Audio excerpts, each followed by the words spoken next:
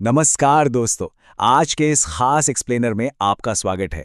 एक mining industry expert के तौर पर आज मैं आपके साथ एक ऐसे ऐतिहासिक बदलाव पर चर्चा करने जा रहा हूं जो हमारी अर्थव्यवस्था की दिशा बदल कर रख सकता है। आज़ादी के बाद भारत की पहली बड़ी प्राइवेट सोने की खदान जोनागिरी प्रोजेक्ट अब उत्पादन के लिए पूरी तरह से तैयार है।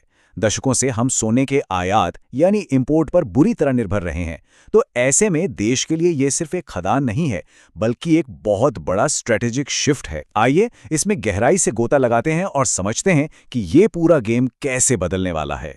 आज हम मुख्य रूप से इन टॉपिक्स को कवर करेंगे।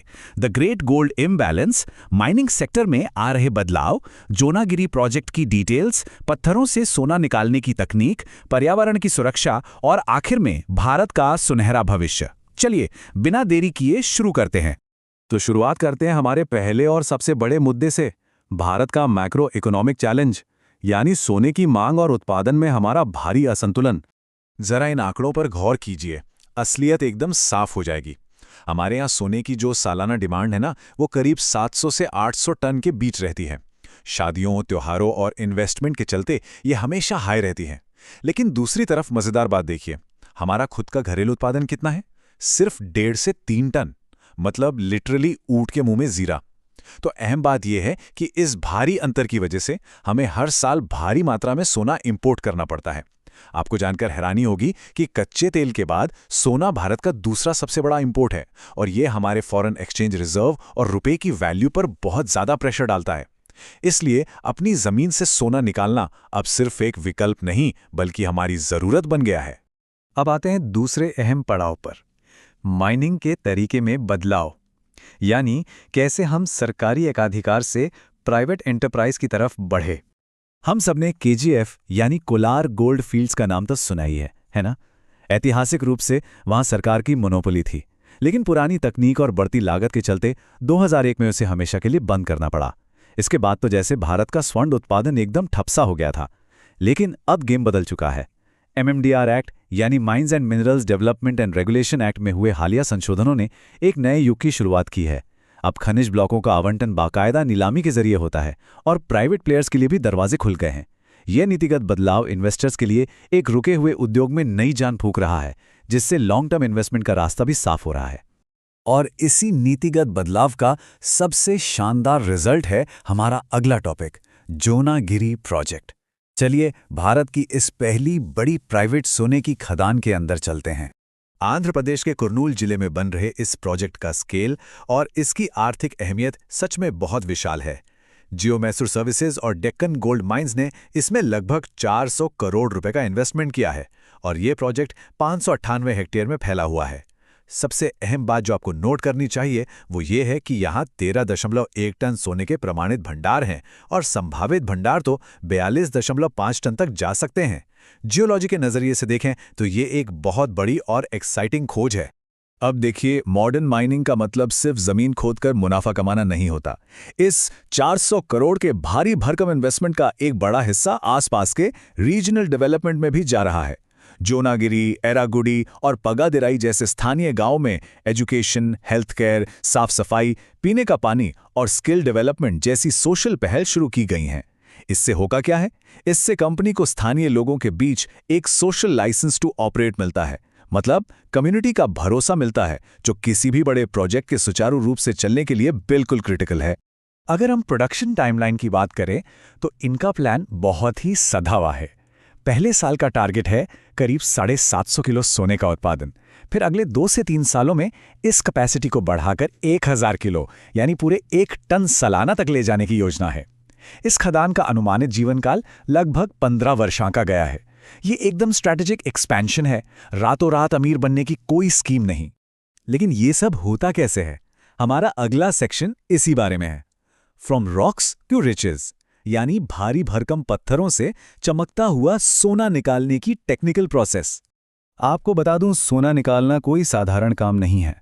ये हाईटेक इंजीनियरिंग का कमाल है।